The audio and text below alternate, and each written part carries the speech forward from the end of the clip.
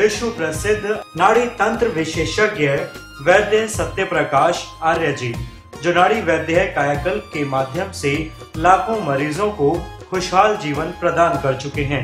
वैद्य जी नाड़ी देखकर आपके पुराने से पुराने रोग को आयुर्वेद के द्वारा पूर्णतः नष्ट करने का प्रयास करते हैं। वैद्य जी ने आयुर्वेदिक पद्धति को पूर्णतः ग्रहण कर रखा है, जिसके माध्यम से वो मरीजों का सफल इलाज करते हैं। मुख्य रूप से पुराने सिर दर्द, माइग्रेन, सर्वाइकल, जोड़ों का दर्द, गठिया, बाइल, शुगर, ब्लड प्रेशर, अनिद्रा, उदर रोग, चर्म रोग एवं प्रत्येक असाध्य एड्स एवं कैंसर जैसे रोगों को भी आयुर्वेद के द्वारा साध्य किया जा सकता है। नमस्तुभ्यम नमाम्यहम मम सहोदर। हे आर्यवर्त के रहने वाले मेरे हम उम्र भाइयों, आप सभी को मेरा नमस्कार है। स्वागत है आपका नाड़ी वैद्य कायाकल्प प्रोग्राम के अंदर। हम चाहते हैं आप स्वस्थ रहें, हम चाहते हैं आपका परिवार स्वस्थ रहे, हम चाहते हैं आपका राष्ट्र स्वस्थ रहे, समृद्ध रहे, शांतिमय रहे। लेकिन किस तरह से रहेगा? जब हम आयुर्वेद का पूर्ण रूप से प्रयोग करेंगे, जब हम अपने देश की बनी हुई वस्तुओं का प्रयोग करेंगे। अपने देश की बनी हुई वस्तुओं का, अपने देश की बनी हुई दवाइयों का जब आप प्रयोग करेंगे, आपका शरीर सदा स्वस्थ रहेगा, आपका राष्ट्र हमेशा समृद्ध रहेगा, आप और आपका राष्ट्र शांतिमय रहेगा। मैंने आप लोगों के स्वास्थ्य को देखते हुए चरक के उस प्रत्येक भाग के सूक्ष्म सूक्ष्म पुस्तकों का निर्माण किया है, जो रोग के अनुसार अलग अलग रोग का जो मेरे शास्त्रों में वर्णन किया गया है। ऐसी पुस्तक का कई भागों में वर्णन करने के लिए, क्योंकि आज बहुत से जो हमारे रोगीगण हैं, जिन्होंने रसायन का प्रयोग किया, जिन्होंने वैदिक कटुवर्क का प्रयोग किया, जिन्होंने रसायन का प्रयोग करके अपने आप को जवान महसूस किया, जिन्होंने रसायन और वैदिक कटुवर्क का प्रयोग करके अपने आप को प्रमेह रोग से मुक्त पाया, जिसने हमारी औषधियों का प्रयोग करके हृदय रोग से मुक्त पाया, उन लोगों को विश्वास हो गया। उन लोगों ने मुझे कहा कि वैद्य जी, जब हम आपके पास आए थे तो आपके पड़ोसी ने मुझे कहा कि ये व्यक्ति तो कुछ नहीं जानता, लेकिन जिसके बारे में कहते थे कि शुगर का रोग नष्ट नहीं होता, मैं शुगर में स्वस्थ हो गया हूँ, मैं पूर्ण रूप से ठीक हूँ, मैं अब मीठा भी खाता हूँ, लेकिन मैं आपके बताए अनुसार चाय का प्रयोग नहीं करता और मैं बिल्कुल स्वस्थ हूँ।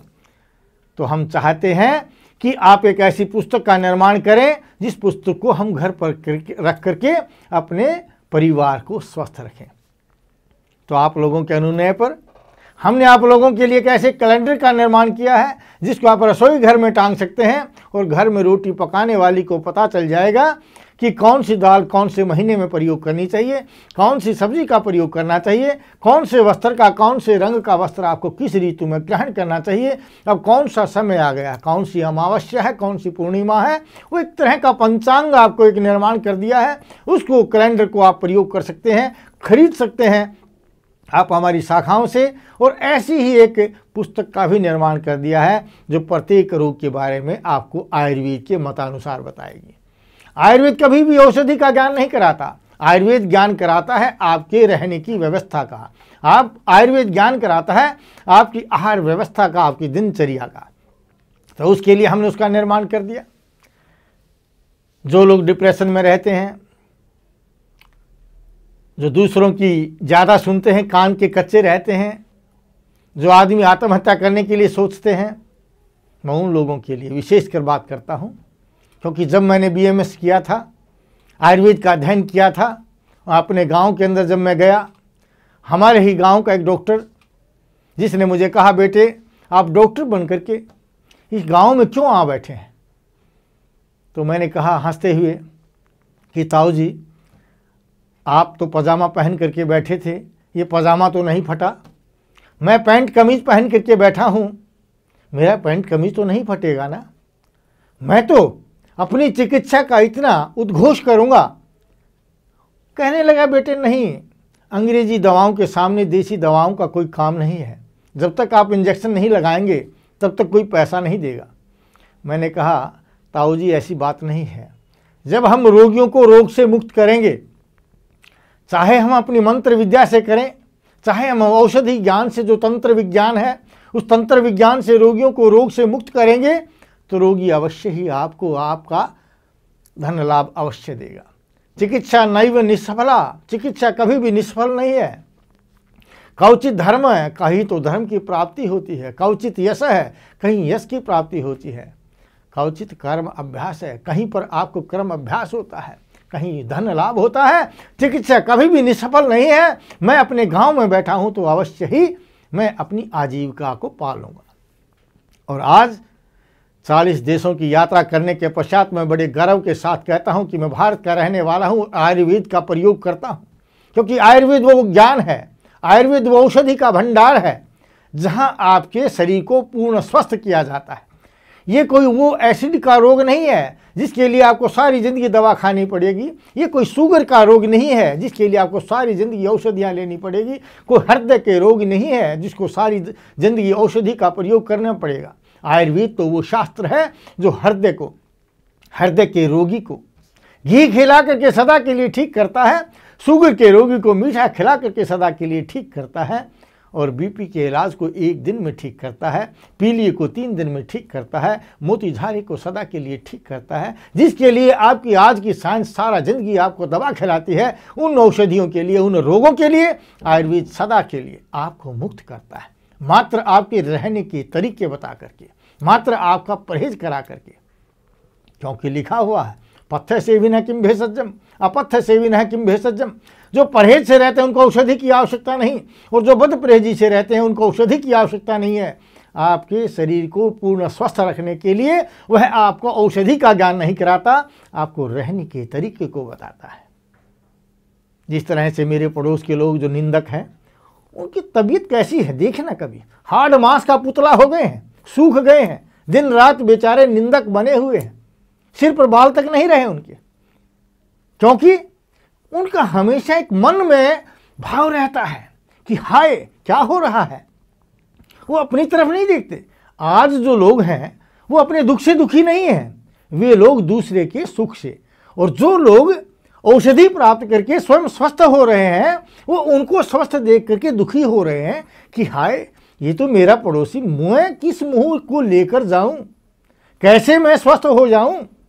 वो जलते हैं बेचारे। तो वहां आप लोगों के विचार के लिए हमने कविता का निर्माण किया है। उस कविता को सुनिए। हौसलों को कभी जुदा न करना, हार के भी कोशिशें कम न करना, वक्त तेरा भी आएगा, सब्र से अपना काम करना।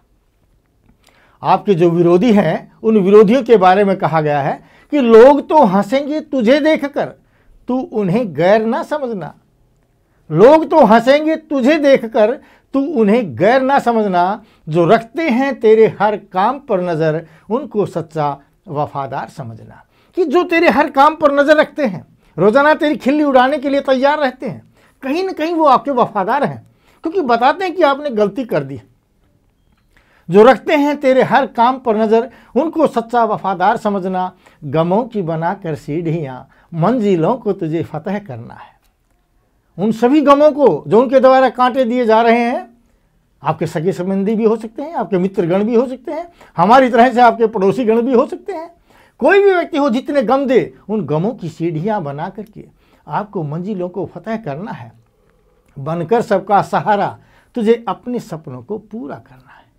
दिन भी तेरे हैं, रात भी तेरी, फिर क्यों घबराना। आज नहीं तो कल सवेरा आएगा, अंधेरों को देखकर मत चकराना।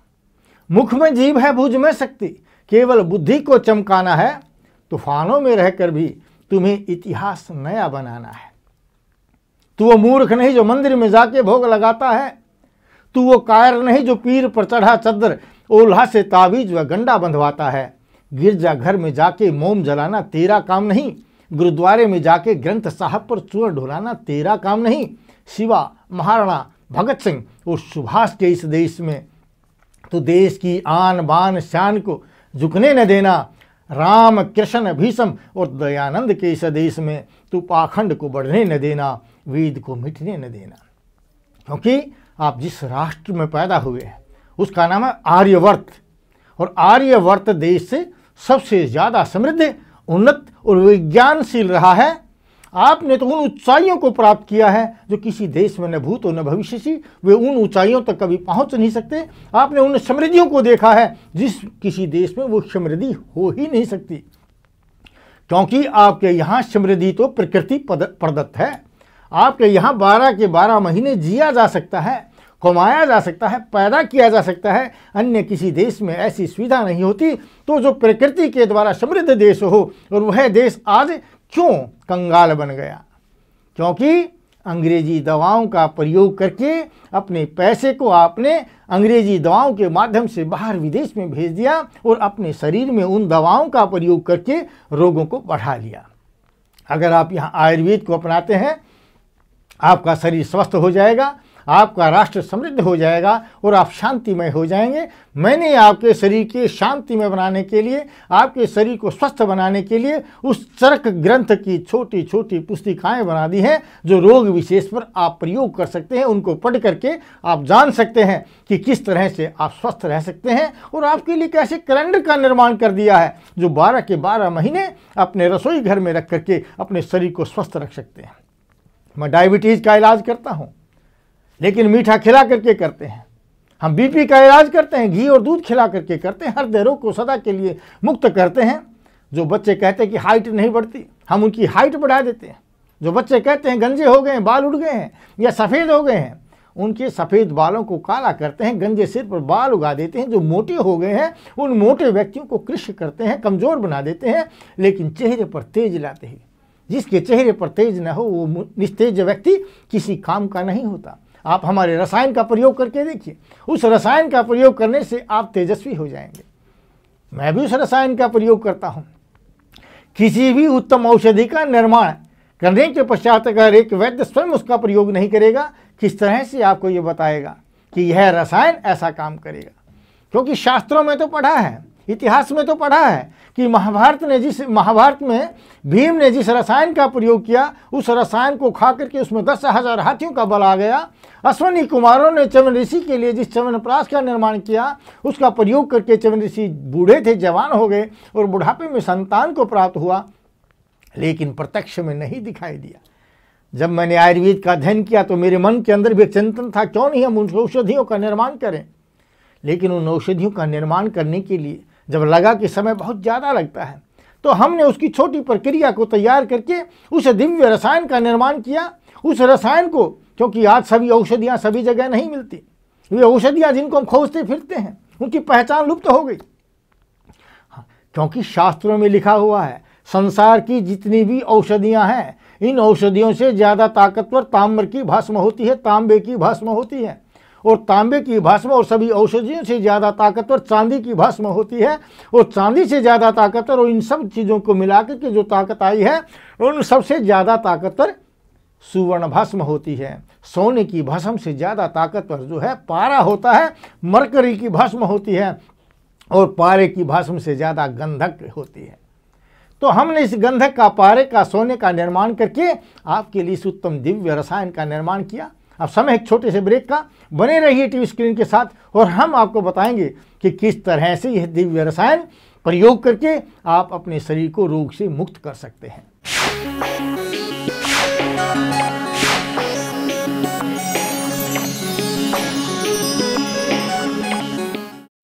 वैद्य सत्य प्रकाश आर्य जी, नाड़ी विशेषज्ञ, पता मकान नंबर 1051, हुड्डा सेक्टर 1, रोहतक, हरियाणा। संपर्क करें 0895-000-1241 4243, 0895-000-1244 4546, 09212-188844 5566। मिलने का समय सुबह 5 बजे से दोपहर 3 बजे तक। हमारा ईमेल एड्रेस है ajmer2@yahoo.com। हमारी वेबसाइट www.nadivaidyaKayakal.com। अजमेर स्वास्थ्य मंदिर की शाखा अपने शहर में खोलने के इच्छुक व्यक्ति संपर्क करें 0860719222। महाराजा अजमेर स्वास्थ्य मंदिर शाखाओं से वैद्य जी द्वारा निर्मित, भावों से भावित और मंत्रों से अभिमंत्रित प्रत्येक औषधियों को प्राप्त किया जा सकता है।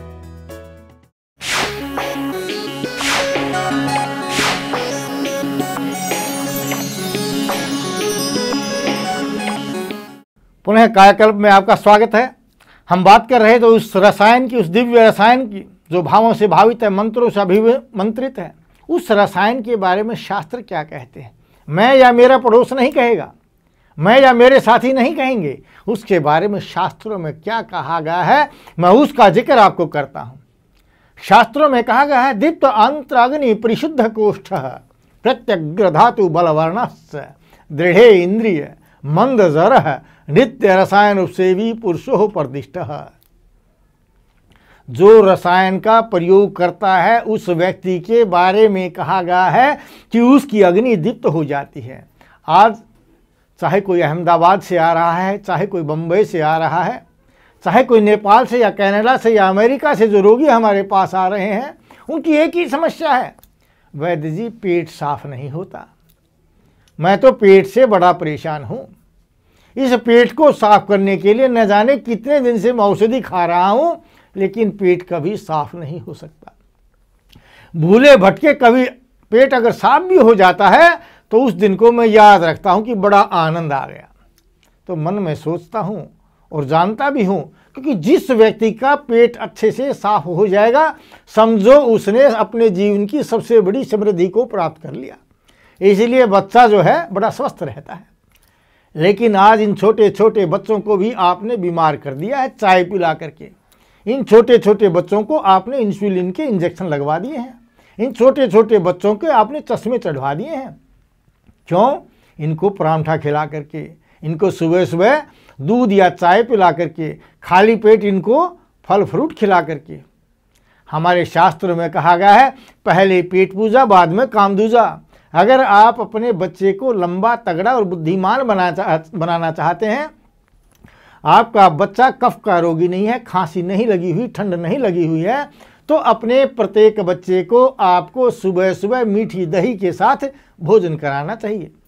अगर ऐसा आप अपने बच्चे को कराते हैं तो आपका बच्चा लंबा भी हो जाएगा, तगड़ा भी हो जाएगा, बाल भी घुंघराले बन जाएंगे और उसको चश्मा नहीं चढ़ेगा।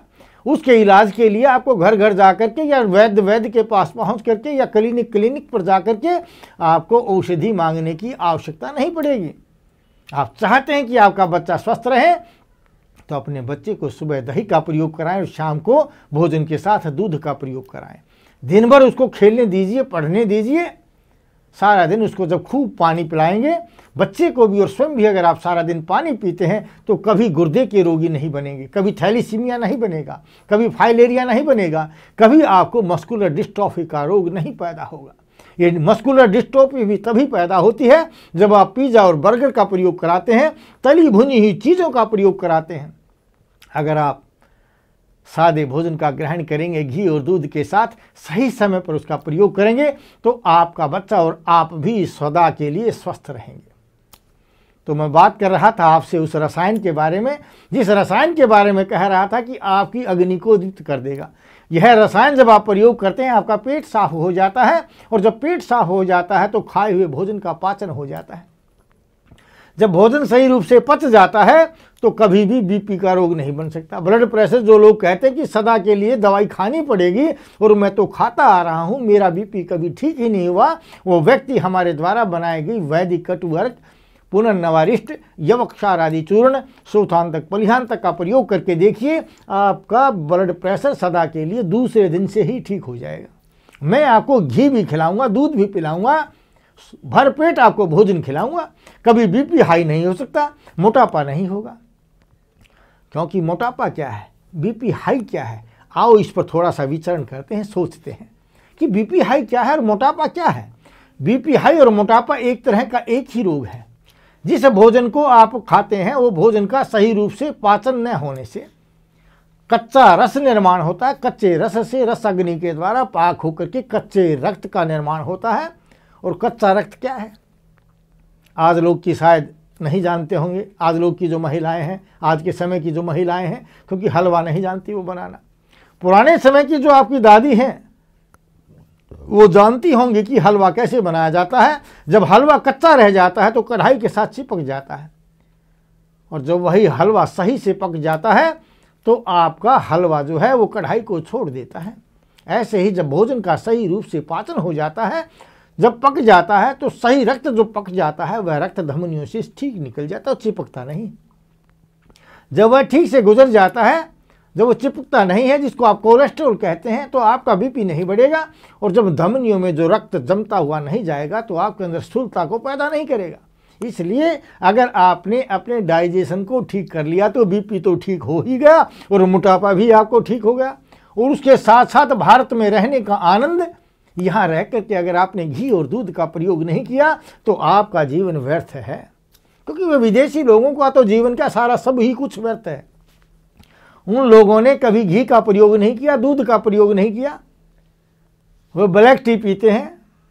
फिर भी प्रत्येक व्यक्ति को हृदय रोगी है, प्रत्येक व्यक्ति शुगर का रोगी है, प्रत्येक व्यक्ति डिप्रेशन का रोगी है। ये मैं वैसे ही नहीं बता रहा, मैंने अपने जीवन के इतने वर्ष 40 देशों की यात्रा करके मैंने देखा कि वे लोग क्यों रोगी हैं। वे लोग एकांत में रहते हैं, वे लोग अकेले रहते हैं, उनके पास उसके दादा नाना नानी नहीं है, उनके पास उनके ताऊ नहीं है, चाचा नहीं है, उनका परिवार नहीं है।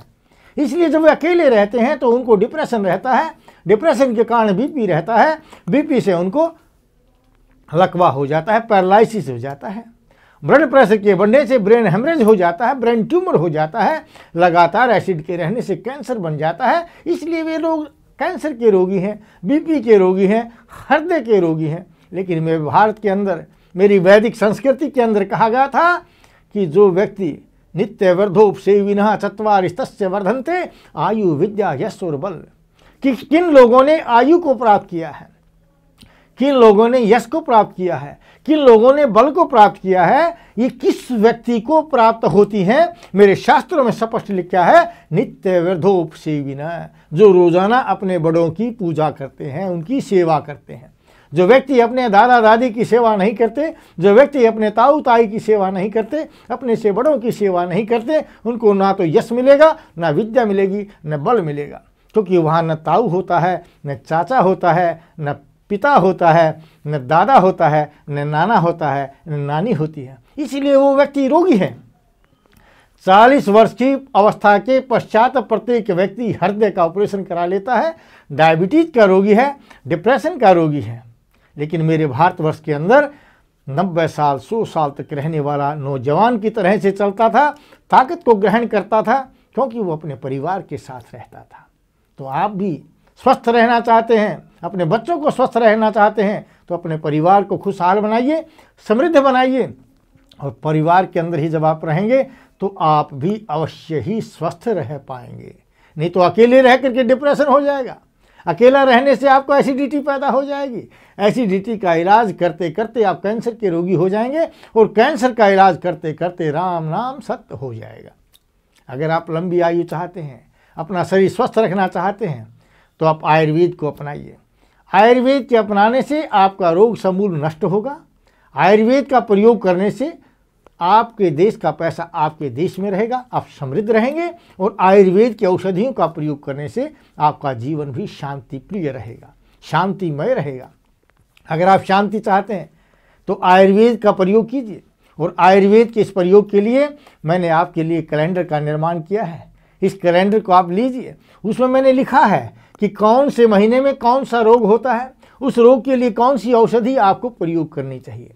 डॉक्टर को जाने की आवश्यकता नहीं, कैलेंडर उठा करके देखेंगे कि इस महीने में ये रोग पैदा होता है, इसके लिए ये दवाइयाँ। वो दवाई बाजार में नहीं मिलेंगी, वो दवाई आपकी रसोई घर के अंदर ही है, उनमें से निकालेंगे और भोजन में मिला करके खिला दीजिए, आप स्वस्थ हो जाएंगे। जब आपके बच्चे को ठंड लगती है, नज़ला होता है, जुकाम होता है, अगर आप अपने बच्चे को थोड़ी सी अजवाइन रोटी में डाल करके या सब्जी में डाल करके खिला देते हैं, या गेहूं और चने का हलवा बना करके उस हलवे में थोड़ी सी अजवाइन डाल देते हैं तो आपके बच्चे की खांसी ठीक हो जाएगी, नज़ला ठीक हो जाएगा। और अगर डॉक्टर के पास जाएंगे तो वो आपको खांसी को ठीक करने के लिए, नज़ले को ठीक करने के लिए आपको एंटीबायोटिक्स देंगे जो आपके कफ को सुखा देगा। जब कफ सूख जाएगा और बार बार कफ को सुखाते रहेंगे तो यही नज़ला, यही खांसी दमा बन जाएगा और इस दमे का इलाज करते करते आपको टीबी बन जाएगी और इस टीबी का इलाज करते करते आप कैंसर के रोगी हो जाएंगे। आप नहीं हुए लेकिन आपको कर दिया गया, क्योंकि वे लोग जो अंग्रेजी दवाओं का निर्माण करते हैं उनका विचार यही होता है, रोगी बनाओ और रोग से मुक्त करो। आयुर्वेद कहता है भी रोगी ही मत बनने दो, स्वस्थ रखो और स्वस्थ रहो। वे इलाज किस चीज़ का करते हैं? बैक्टीरियाज का। पहले बैक्टीरिया को पैदा करते हैं कि घी दूध बंद कर दीजिए, दोपहर में भोजन खाइए, तली हुई चीज़ों का प्रयोग कीजिए, थोड़ा थोड़ा खाइए, सारा दिन खाइए। हमारे यहाँ कहावत है, एक बार खाए योगी, दो बार खाए भोगी, तीन बार खाए रोगी।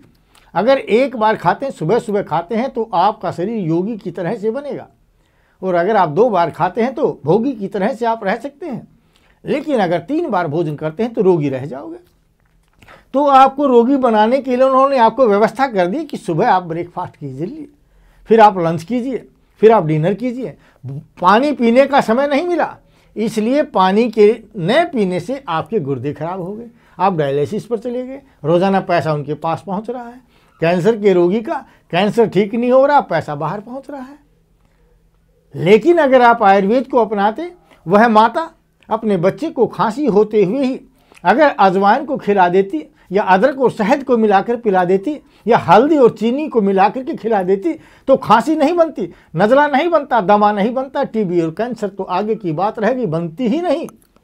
इसलिए अगर आप स्वस्थ रहना चाहते हैं तो मैं बता रहा था कि दित्वांतराग्नि परिशुद्ध कोष्ठ प्रतिग्र धातु बल वर्णश्च, आपका बल भी, वर्ण भी और सभी धातुओं का सही रूप से निर्माण होगा।